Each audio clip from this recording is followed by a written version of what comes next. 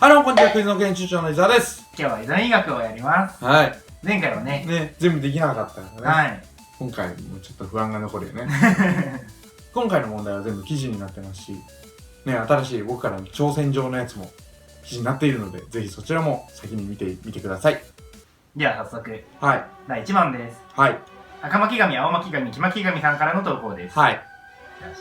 近道よりも遠回りを選んだ方がいいということを急がば回れと言います。はい。では、このことわざはもともと何を回ることを表した表現なのか、伊沢先生、説明できますか？はい。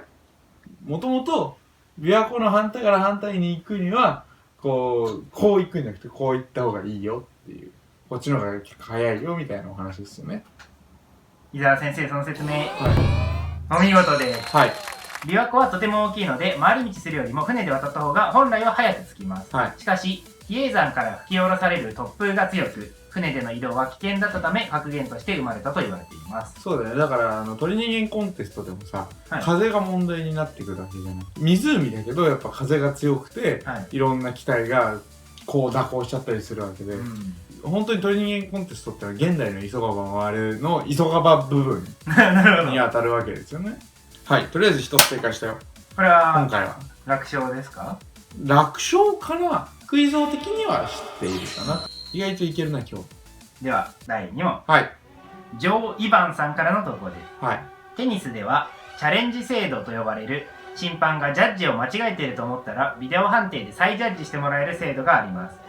しかしテニスの4大大会のうち全仏オープンだけはチャレンジ制度が使われていないのですが、その理由、伊沢先生説明できますか？はい。できます。テニス見るのめっちゃ好きだからね。要するに全仏っていうのは、唯一クレイコートでやっている4大大会なので、で、ボールが通った跡がしっかりとコートに残るので、審判がそれを見て確認すると。そういうのも含めて土のコートで跡が残るからこそ、チャレンジ制度は使われてないと。伊沢先生、その説明、お見事です。はい、ありがとうございます。全仏でもチャレンジ使えよって意見もある。強豪はわざわざ時間を取って間を変えるためだけにチャレンジ使ったりしますからね。チャレンジ残ってたらね。はい、テニスは強いですね。はい、ありがとうございます。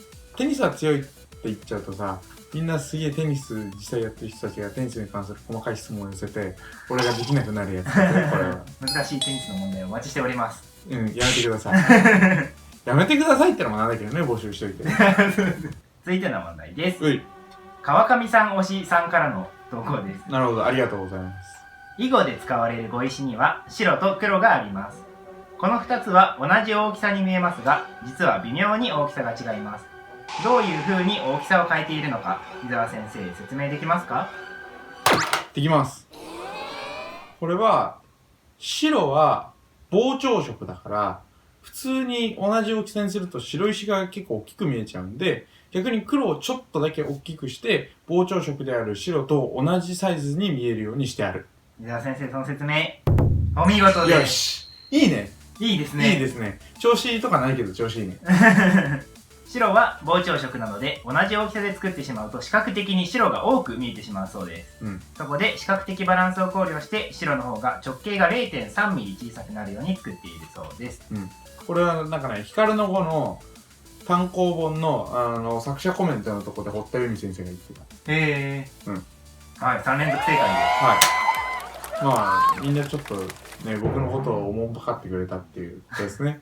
優しさを感じましたね。続いての問題です。はい。じゅんさんからの投稿です。はい。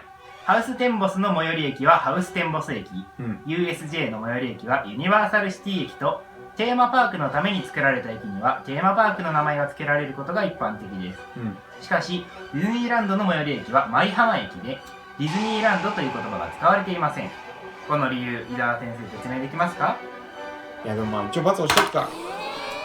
まあちょっとなんだろう、確信はないかな。予想だと、夢の国に入っていく段階から夢は始まってるんだみたいなことじゃねえの？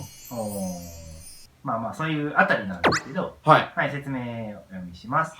ディズニーはキャラクターイメージやブランドを重視しています。そのため、ディズニーという名の駅の近くにパチンコ店など風紀上良くないものができてイメージが傷つけられるのを嫌がったのだそうです。潔癖だな。パチンコ店ができることを想定してたんだ。そうです。そういうお店の名前にディズニーランド駅前店などと名付けられることを恐れてネーミングを取り下げたと言われています。ちなみに舞浜はマイアミビーチにちなんだよね。なんとなくはわかるけど、正解をパッと出せたりとかしなかったね。はい。確かにパチンコ屋ができたら嫌かもしれない。ということで、これで伊沢先生がわからなかったので、はい。伊沢に認定です。そうか。そういう制度あったの。